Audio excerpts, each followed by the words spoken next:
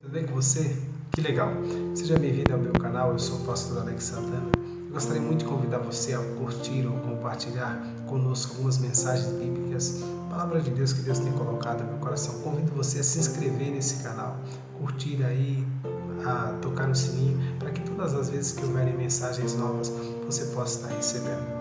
Nossa meditação aí vai começar agora. Deus te abençoe, agradeço demais que você possa se inscrever e compartilhar entre os amigos. Sempre uma mensagem de esperança ao seu coração. Deus abençoe. Vamos lá? Está falando, momento mensagem de esperança, visa sempre trazer para você uma mensagem de paz.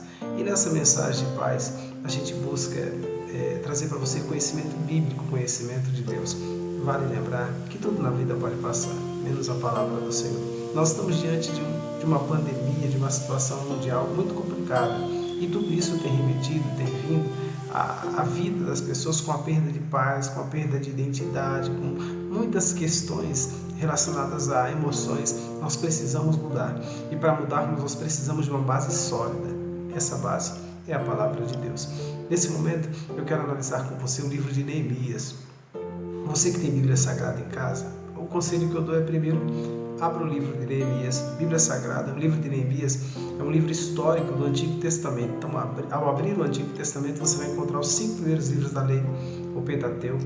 Posteriormente começam os livros históricos, que vai de Josué e segue. Josué, Juízes, Ruth, 1 Samuel, 2 Samuel, 1 Reis, 2 Reis, 1 Crônicas, 2 Crônicas, e vai, né? Neemias está em Jó. E quando você chega no livro dos históricos, você tem ali esse livro de Neemias, que está um pouquinho depois ali de 2 Crônicas.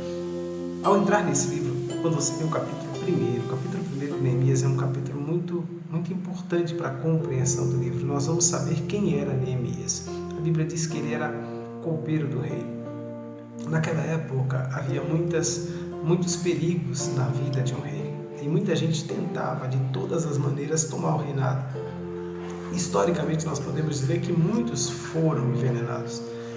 E essa história, esse vínculo com os copeiros, ela se deu justamente pela necessidade de ter pessoas a confiança do rei para estar do lado do rei, provando os alimentos e servindo a mesa do rei. Então, quando o copeiro do rei, ou seja, aquele que servia a mesa, vinha, ele provava o alimento, ele estava ali ao lado do rei, era uma pessoa de confiança. Caso houvesse algum mal que fosse acontecer com o rei, ele seria ali a pessoa que livraria o rei de passar mal. Bom, Neemias era copeiro do rei, ele não conheceu Judá.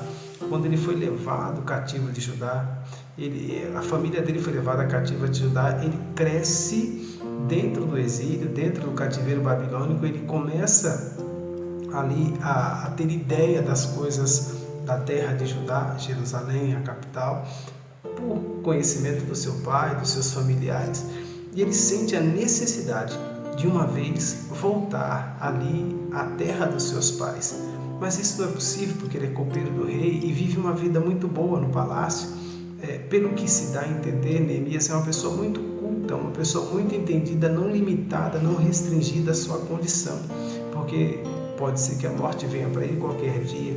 Isso de alguma maneira pode tirar o estímulo de alguém. Mas Neemias é um homem muito culto, um homem muito entendido. Ele cita na sua oração muitas palavras de Deus. E ele deve ter pesquisado, conhecido os profetas que antecederam o cativeiro babilônico. E ele relata, ele pede para Deus, diante da palavra de Deus, o retorno, por exemplo, segundo disse o profeta Jeremias, que seria depois de 70 anos, também está no capítulo 1, você pode ler. Bom, mas no capítulo 1 mostra Neemias, ele recebendo algumas pessoas que vieram de Jerusalém, e ele pergunta como que está a capital, Jerusalém, a cidade dos meus pais. E o relato que ele recebe é muito triste, porque ele diz assim, olha, uma grande destruição, uma grande ruína, os poucos moradores que lá estão vivendo uma grande miséria. É uma coisa que dá dó. Neemias, quando ouve isso, ele fica muito triste, ele começou a se entristecer, ele orou ao Senhor, ele jejuou, ele clamou a Deus por causa daquela situação que era uma verdadeira catástrofe, os muros derrubados, os portões queimados, ninguém conseguia ali ter nada naquela cidade porque era um lugar abandonado. E Neemias ora ao Senhor pedindo condições de voltar e reedificar aquela cidade, mas ele é apenas um copeiro do rei, ele é apenas um homem que serve à mesa do rei. Mas ele orou, Ele clamou ao Senhor e ele jejuou por alguns dias por esse propósito. E no final do capítulo 1 diz: eu ainda era copeiro do rei.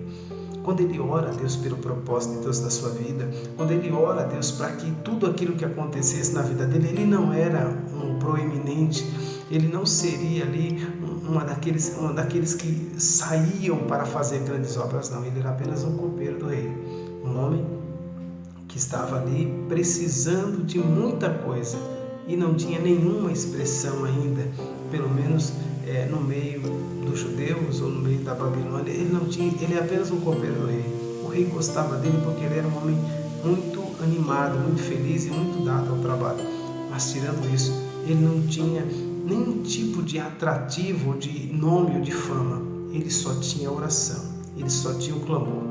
Quando nós falamos do capítulo 1 de Jeremias, nós estamos dizendo que a grande arma que nós temos são os nossos sonhos, são os nossos projetos, são os nossos propósitos, são as nossas decisões internas, as decisões que nós temos, que Deus, o Senhor, coloca dentro de nós. Pode até parecer estranho, mas Deus, Ele coloca em nosso coração algumas coisas que movem a nossa vida. Por exemplo, pessoas que levam a vida cantando, louvando ao Senhor, é Deus quem coloca isso, é um dom de Deus. Pessoas que são pregadores, que pregam, é dom de Deus, é Deus que vai dando isso a eles. Neemias só tinha isso, essa vocação, esse chamado. Ele orou, ele jejuou, ele clamou, e Deus, o Senhor, confirmou na vida de Jeremias esse grande chamado. A gente vai ver um pouquinho mais para frente. Minha palavra hoje é: nunca desista dos seus sonhos, nunca desista dos projetos e propósitos que Deus colocou na sua vida. Isso pode ser decisivo para você hoje, no que diz respeito a te dar força, te dar vitalidade e energia para você levantar. Neemias disse, diante de toda a dificuldade que eu via, uma nação precisando ser restaurada, eu era copeiro do rei, mas eu orei, eu chorei, eu me coloquei diante do Senhor. Eu não sei o que Deus tem para a sua vida, mas de uma coisa eu sei: Ele é poderoso para fazer abundantemente mais além de tudo que nós pensamos, segundo o seu poder que em nós opera. Nós sabemos que Deus é poderoso para fazer abundantemente mais além de tudo quanto pedimos ou pensamos, segundo o seu poder que opera em nossas vidas. Nunca desista dos seus propósitos, nem dos projetos que Deus colocou no seu coração. Deus vai fazer uma grande obra a partir deles. Creia, porque Deus é poderoso para fazer muito mais além, abundantemente mais além de tudo quanto pedimos ou pensamos, segundo o seu poder que opera em nós. Que Deus te abençoe e te faça prosperar.